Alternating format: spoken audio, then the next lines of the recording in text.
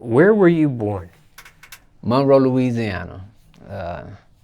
City, northeast Louisiana, top of the boot. You know, right now, you know, some crime reports say it's the most dangerous city in America right now, you know. I don't believe it, but, you know, that's what they say, you know. You know, Monroe, gun row, slum row, you know, that's what we all call it. South side, baby. Still reside in Monroe today? Yes, yes, sir. Yes, sir, still there, born and raised. You know, not on the same block, but, you know, close to it, you know. Still go down the same block, you know. Still got the same house I grew up in, so, you know. Certain part of Monroe you represent? I represent Monroe, you know. I mean, that's my city, that's where I'm from, you know. I can't just say you know, I represent a side because, you know, the world bigger than one side, so I represent for the city when I step out. Somebody watching this might say, wow, Monroe, if some of these crime reports are true, and it is one of the most dangerous cities in America, why continue to stay there? Why continue to live there if there are so many other cities you could be living in today? And it's like this. Monroe is like family, you know. You know, most of the people there is family, and you grow up and go to school and work with the people there, so you become family with them. So you don't see the things that the outside world or statistics might, you know, bring about or, you know, bring forth. So, like I say, I don't see it as being the most dangerous city. I love my little city, you know. It's small, tight-knit, you know. You know, you get to know people and you can move around and do what you like, you know. So I don't see it as that, but, you know, I mean, we do have some bad things go around and some bad parts, you know, but for the most part, you know, I'm comfortable with it. I can touch any part. I don't see, you know, the problem. Nice little place to settle down after you get retired with your kids. When it comes to these crime stats and the description others may paint about it, I know you don't see it, but that others have painted about it, did you ever get immersed in that yourself? I mean... Or were you able to avoid it? Nah, you can't avoid it. I mean, sometimes, you know, you're around it, that doesn't mean you have to partake in it, you know. So, you know, it's around, that's anywhere, anybody, you know. I can guarantee you done probably been in some situations and you just, you know, like, nah, let me just, you know, move on this side or what have you. So, you know, but yeah, I mean, I've been, you know, seen my partake in some things and, you know, actually, you know, being, you know, just part of, you know, growing up, you know, you're gonna do some things and see some things and you just got to live and learn. How far is Monroe from, if somebody's not familiar with Monroe, let's say maybe they're familiar with Baton Rouge, maybe they're familiar with New Orleans. Okay. How far is Monroe from each? New Orleans get about 4 hours, Baton Rouge 2.5. North, we more closer to Arkansas. Growing up, what was it like in Monroe for you? Actually, it was different from me. I grew up on a street where mostly my family was on, so I grew up around my family, the whole street, you know. So I went to one stop sign, uncle right there, the next down to the other stop sign, you know, it's family. So, you know, it was family. I didn't, you know, I don't know, it was lovely. I can tell you that, you know, being able to go to my Uncle Junior juke joint right down the street. He had a little bar where you could come play pool and stuff and, you know, eat hamburgers and, you know, drink your beer and stuff. So, you know, like I say, family was the whole street, Pearl Street, you know, shout out, you know what I'm saying, Pearl Street. You grew up in a two-parent household? Somewhat, not really. Started off like that, you know, but my parents separated and my grandmother basically raised me most of my life. Grandmother on mother's side or father's side? On my mother's side. What age were you when your parents split? Whew, I couldn't tell you the age because, like I say, my father, he always kind of stayed around, you know, but, you know, the actual divorce and all that, I couldn't tell you about all that. I just know they, you know, it happened, you know. like I say, I was around my grandmother most of the time anyway. She kind of, you know, put me on her wings and, you know, made sure. Your mother was in the same household and under the same roof when your grandmother was taking care of you, or no? Nah, actually, I say my whole family stayed on one street, you know, Pearl Street, you know. Shout out to Pearl Street. And the next street over, the corner over was like where my grandmother stayed. Okay. So, you know, I can walk both, you know, to the house, or either one of them, you know, within 2 minutes, so. So you would walk back and forth, or were there times you would just stay under grandmother's roof for quite some time? Oh, absolutely. I mean, like I say, that was family, so I can do whatever, long as, you know, granny or mama knew where I was okay, you know. Like I say, I was around family, so it was no problem, the whole street. You know, you couldn't do no wrong. If you did, you know, the neighborhood got you, you know, so. You know, but most of the time I was under my grandma. She kept me most of the time. Your father stays throughout your life? He's around, you know. He keeps his voice around, so I talk to him a lot. I think you mentioned one of your uncles here in the conversation so far, but was there another male figure for you when your parents split? And maybe that uncle that you mentioned fits this answer, I don't know, but. Well, like I say, you know, the family, my uncles, they, you know, we were kind of close, you know, but as far as a male figure. Yeah, was there ever another male figure in your life aside from your father after they split? Yeah. I mean, yeah, I had my uncle, Uncle Ricky, you know, rest in peace, he's dead now. You know, other, I wouldn't just say they just was strong in my life. Uncle Ricky did, he took care of me when my mom got sick, you know, and I stayed with him. And Aunt Marilyn, shout out to Auntie Marilyn, because, you know, they did that. But as far as male figures, man, nah, my grandma was there, you know, she helped, you know, she raised me to who I am now, point blank, you know. These uncles and aunts you're mentioning, they're on your mother's side as well? Absolutely, absolutely. Yeah, I was more close to my mom's side. I knew all my aunts and uncles on my dad's side also, you know. It wasn't, I mean, we were close too, but you know how it is with divorces and splitting up the maternal side usually. You said your father was around. Would there ever be times you would actually live with him? No, nah, I never stayed with my father. It was either, like I say, my mom, you know what I'm saying, and then it was my grandmother, like I say, most of the time. And, you know, when my mom was sickly, I stayed in Oklahoma City for a year with my Aunt Bob, and then I stayed, like I say, with my Uncle Ricky and Aunt Marilyn. You know, another, you know, I don't know how long it was, but it was a little while. You know? What happened to your mom? She passed, she died from cancer. She was going through cancer treatment and things of that nature while you were in Oklahoma? Nah, I was here actually.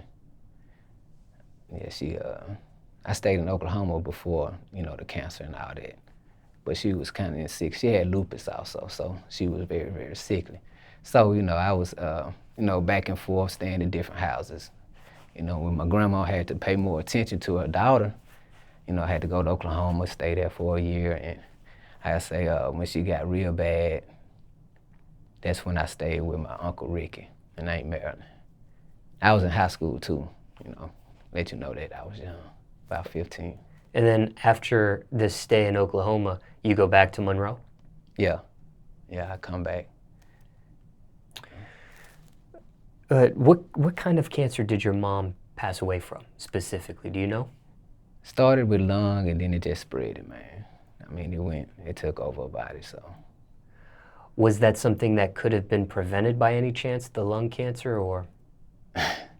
My partake, I mean,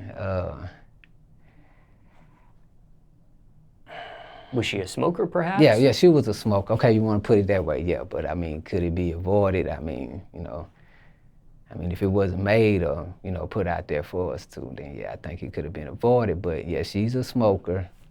She was a smoker, so yeah, we can say that, you know, she got that from the smoking of the cigarettes. But she also had lupus as well. She also had lupus. Now, does any of that stuff run in your family, the lupus, or maybe people passing away from cancer, and if not lung cancer, maybe other cancers? Yeah, cancer does. I have experienced a couple of family members dying from cancer. Lupus, I don't know. My mom's the only one I've actually heard of. So, because your mother was a smoker, and you've had other people pass away from other types of cancers, do you pay more attention to your health because of this? These things that have happened in your family? yes, I do, absolutely. I mean, I try my best. You know, I have a family. You know, I'm married, so try my best to get them the right things to, you know, get them the best start of life, especially my kids. So, you know, I try to tell them the things to eat, you know, things to, you know, to watch out for, to stay away from, to avoid, you know, things of that nature, you know, to make they, you know, it's for longevity, you know, in life. So, yeah, it's very imperative to me and my family that, you know, we had the best, you know.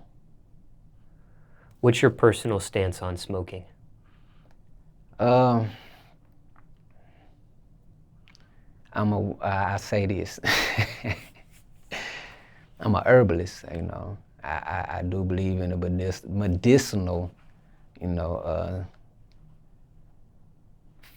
things that marijuana does have in them. But other than that, you know, I'm a natural to all the pens and the liquid. I don't trust all that, you know. I want it straight from the plant, you know, straight from the flower, you know.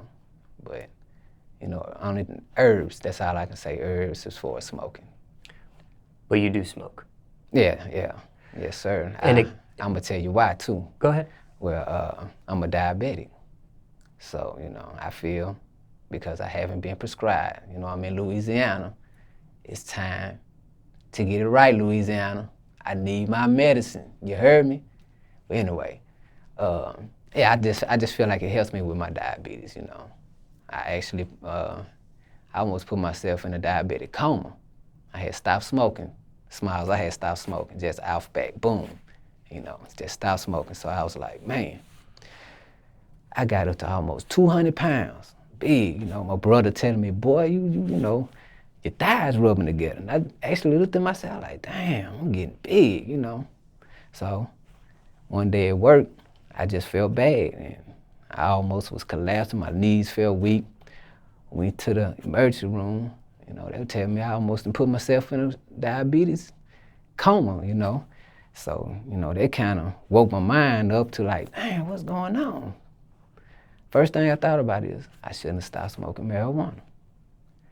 So I went and seen a medical doctor, and he was like, you know, exercise, eat right, told me the things to eat right. You know, I was listening, but, you know, in my mind, I'm like, man, I already know what it is. But, you know, I did something my body has never experienced, because like I said, I take care of my body. So, you know, I wanted to listen, see what I can, you know, do to, you know, get, you know, shake back or whatever. So, you know, he told me to eat right, you know the things they tell you, no sugar, things like that. But, you know, I started back smoking, and, you know, ever since then, man, everything been straight. I haven't had any more problems. Lost the weight, you know. How'd you lose the weight? I just exercise, and then, like I say, you know, marijuana. You know, some people, it makes them eat, but it kind of, you know, balance my appetite. Did you take any type of diabetic medicine? Nah. Actually, the ER, the doctor in the ER, you know, told me to take some insulin, but I almost, basically my sugar got too low from taking the insulin. So, you know, I almost went out like that, you know, almost within a week of going to see my internal doctor. So I just was like, before I saw him, I was like, nah, I ain't even finna take this no more, you know. It was some things that you should know in life, like your conscience, you know, it's some things you know, it's certain things you know that your mind and your body and your spirit just tells you, you know, and you just got to go with it, you know. You might not have facts or certain types of approval or, you know, but you just got to go with it. And that was one of the things. It was like, man, you don't need to be putting this in your body, you know. So I stopped doing the insulin before I even went to my internal doctor. And when I got to him, he was like, everything was fine. But, you know, I let him know. I said, yeah, I had stopped taking the insulin that the, you know, ER told me to take. He was like, yeah, you didn't even need to take that. So, you know, I was blessed that I had the discernment to not do that, you know, because shoot, when you taking your blood sugar and it's 44, it look like 54 or something, you know, that ain't good, you know, so, yeah. Now, which type diabetes did you have? Type 2. And was this the type that a person can catch, and then if they do some things right in their life, they can shake off altogether? Yes, it is a kind that you can actually eliminate by, you know, exercising and eating right, you know. So that was a blessing as well, because my mom, she was actually a type 1. You know, I actually had to give her shots. You know, I was doing it before I was a teenager, you know, draw it up and give her insulin shots, you know. So, you know, seeing her going through that, it kind of scared me, you know, when it happened to me and they told me about it. So I actually was shooting myself, and I hate needles. Man, I hate needles. And having to do that, you know, I had my little time with the Lord, talked to him about it, and, you know, and we worked it out, you know. So currently today, do you have type 2 diabetes, or you were able to shake it off completely? Like, I've shaken it off. Last time I went to the doctor, my AC level was AC1 level, or whatever it's called. I can't think of it, the A1C, something like that. I always get them mixed up, but, you know, it was okay. And I didn't have to take no medicine, and he just told me to basically, you know, keep doing what I'm doing and, you know, check my blood sugar, make sure, you know, everything okay.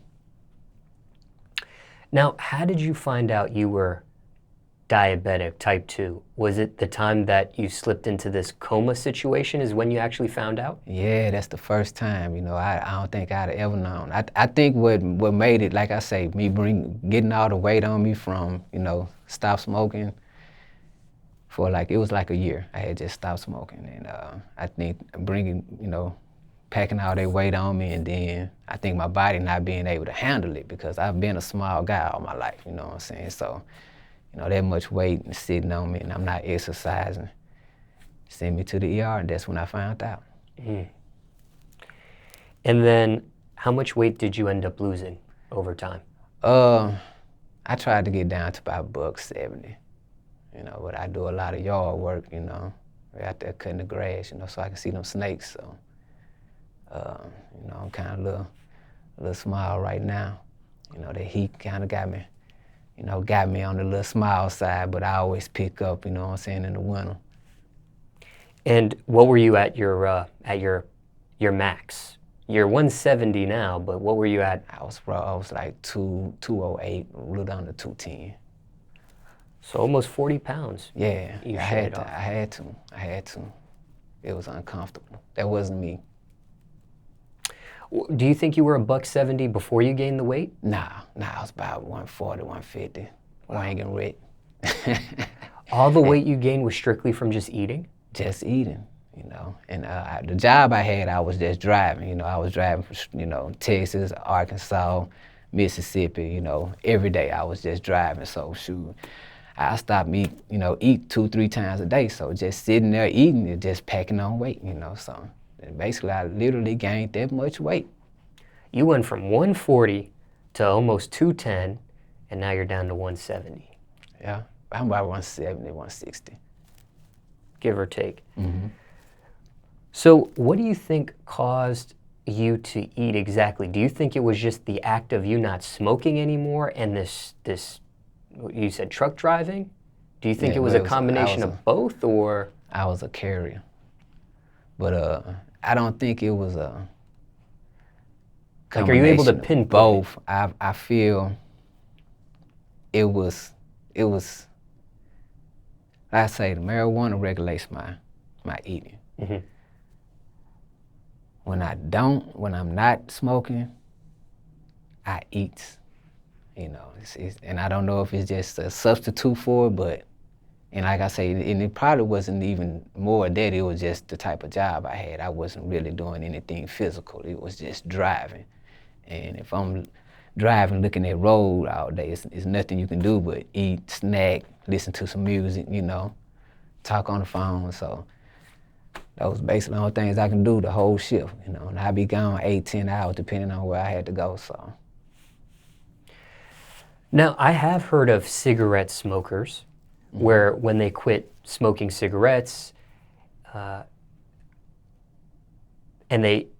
it's almost like their habit or their addiction leads to something else. And some people do end up eating, and that becomes their new vice or their addiction or whatever, or it may lead to something else.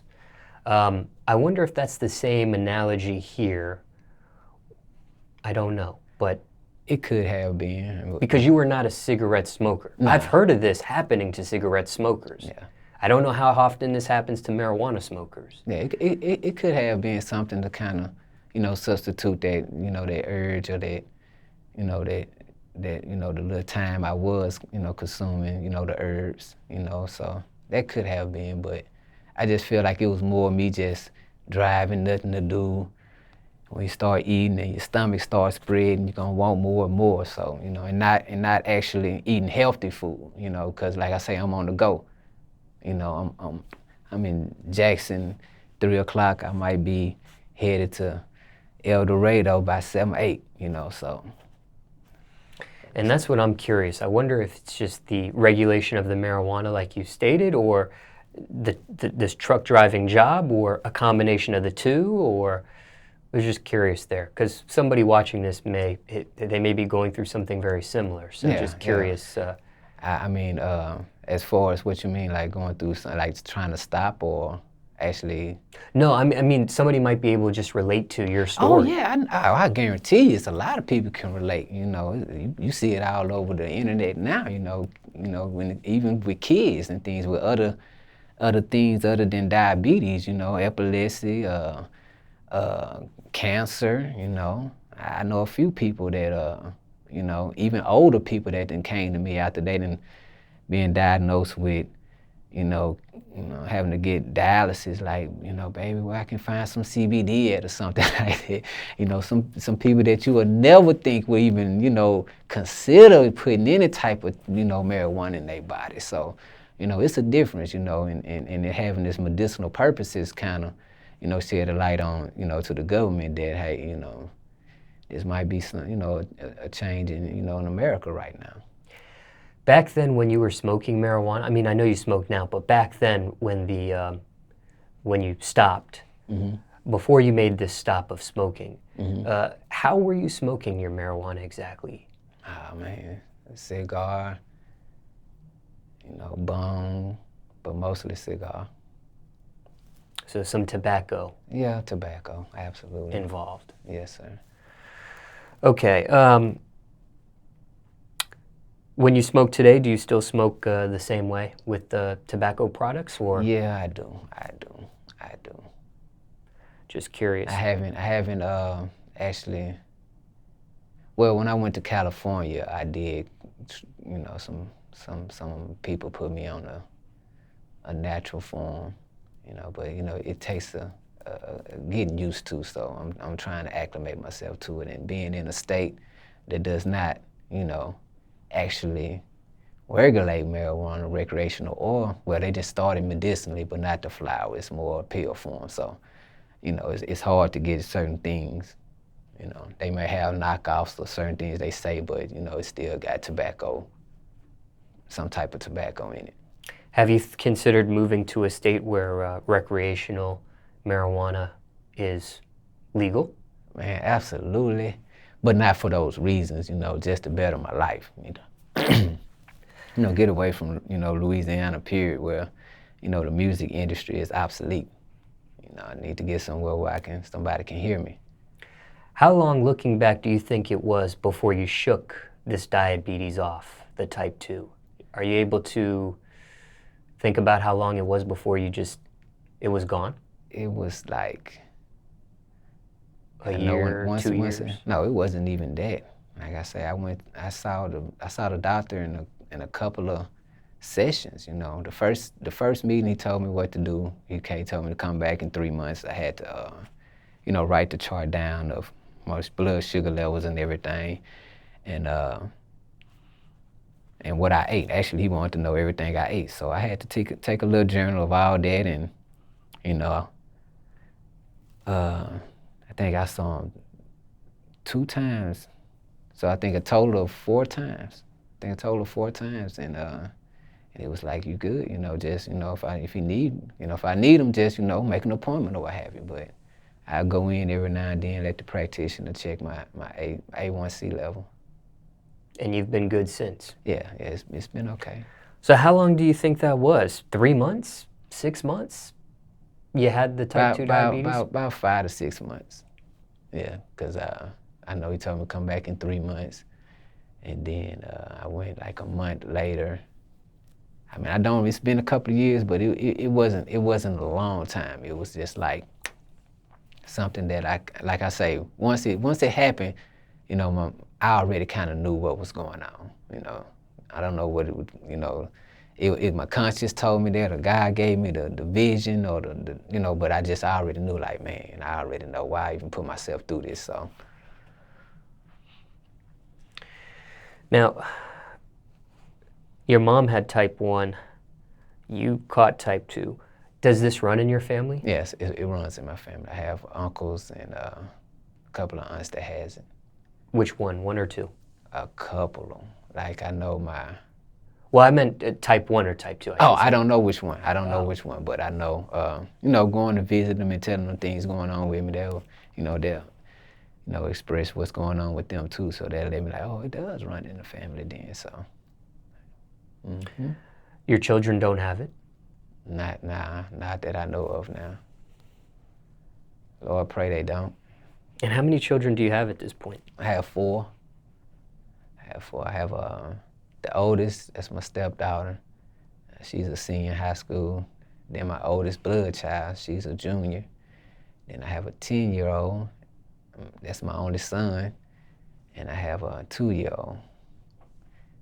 That's the last one, man. So three blood, 1 step. Yeah. And the 3 blood, same mother for all 3?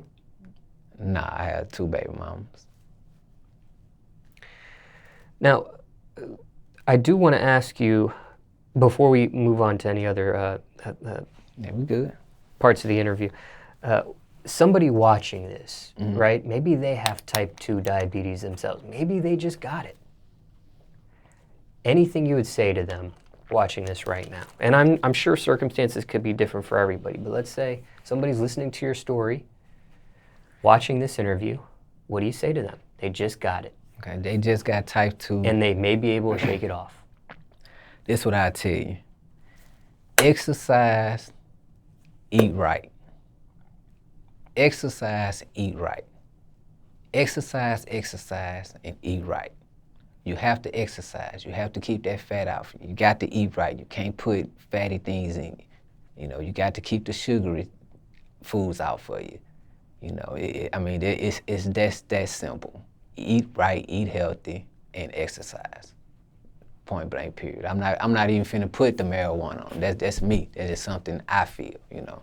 And until, you know, well, Dr. Sebi and I already proved it, but a lot of things with the herbs and things, but, you know, I'm not gonna, that's my personal thing, so I'm not gonna tell nobody else, you know, hey, do this, you know, but I will tell them exercise and eat healthy, you know, that's something of the norm in America that everybody would, you know, see as a positive instruction, you know, instead of looking at it as a negative thing, you know, but, you know, and if you are an advocate, you know, behind the marijuana, then yeah, try it. You know, you don't have to try the flower form, you know.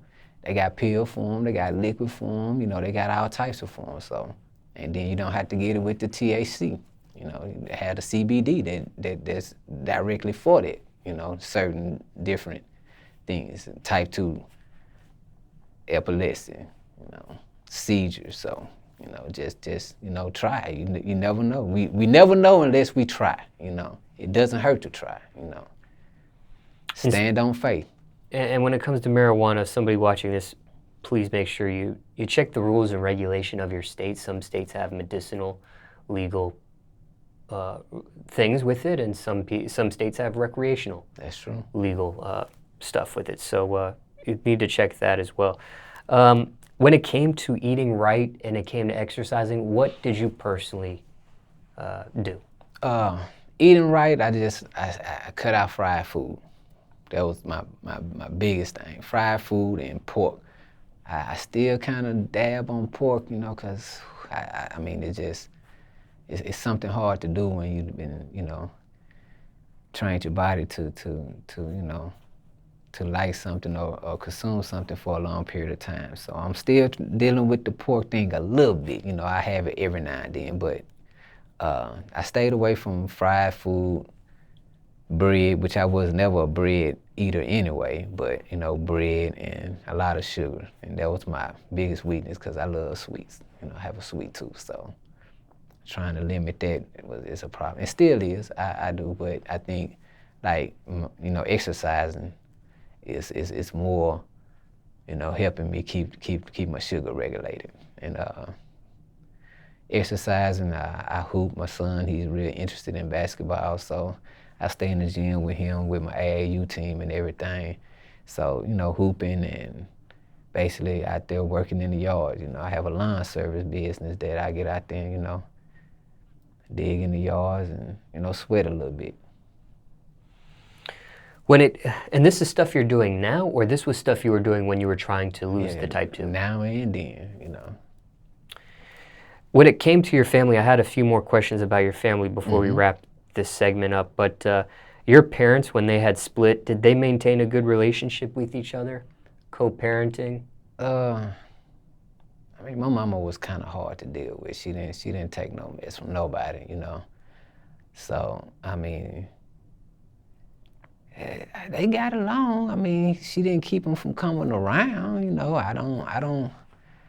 I mean, when you're growing up around certain people, you take their actions and their characteristics and the things that you're seeing as, I wouldn't say a norm, but it's just what it is, you know. So I didn't have nobody, another family to look at or something to be like, oh man, they over here tripping, or wow, you know, we're like the Hustables, or whatever the case may be. So it was what it was, you know. Hey, they'll argue, or you know, daddy over here teaching me how to mow, or whatever it might be, you know what I'm saying? He helping out, you know, he'll come through, cook, you know, whatever, you know, it might be, you know, he'll help my grandma out, you know.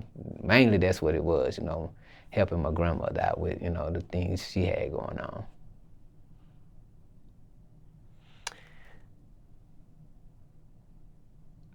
Thinking back,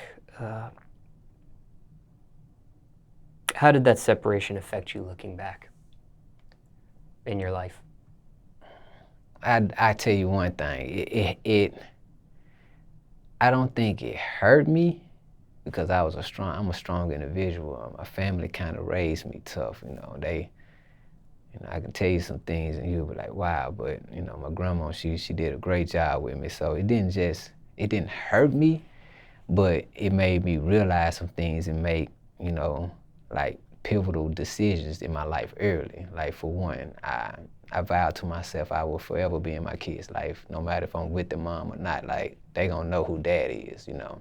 No matter if I'm able to buy them Walmart shoes or, you know, J's or, you know, whatever they want. So I knew one thing, you know, spending time with them was gonna be valuable, and that's something that I did get from my daddy. I'm not gonna say I didn't, but as a child, you know, you want your parents there all the time. So, you know, it affected me a little bit to the fact that it made me make adult decisions at an early age. And like I say, I vowed and made that promise to myself. I'm gonna be in my kids, like they gonna know me, you know.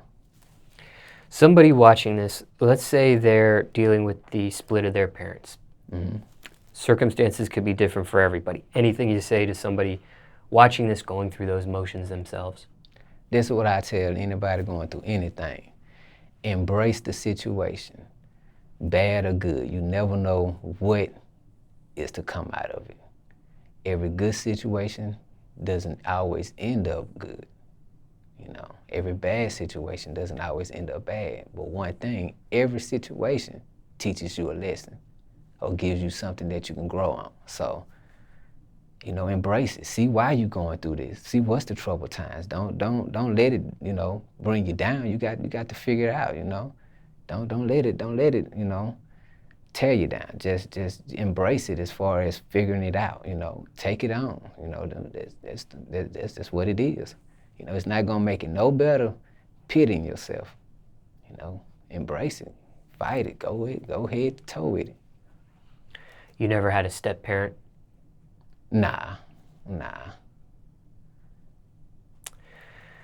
As far as your father's concerned, how's your relationship with him these days? Oh, we good. Right now we talk every day. Yeah, I say my dad, he wasn't a bad person, you know. He had his problems, you know, still do. But all of us do. We have problems. But, you know, as far as him being there, speaking, and me knowing who he is, oh, he's been there, you know. He's there. He's taught me some things, you know, as far as, you know, that I know if anything goes wrong, I can go out there and, you know, make me $1, you know, make sure my kids eat, you know, so, you know, I kind of appreciate him for that, you know. I talk to him. We got our crazy relationship, you know, but I like it. It works for us.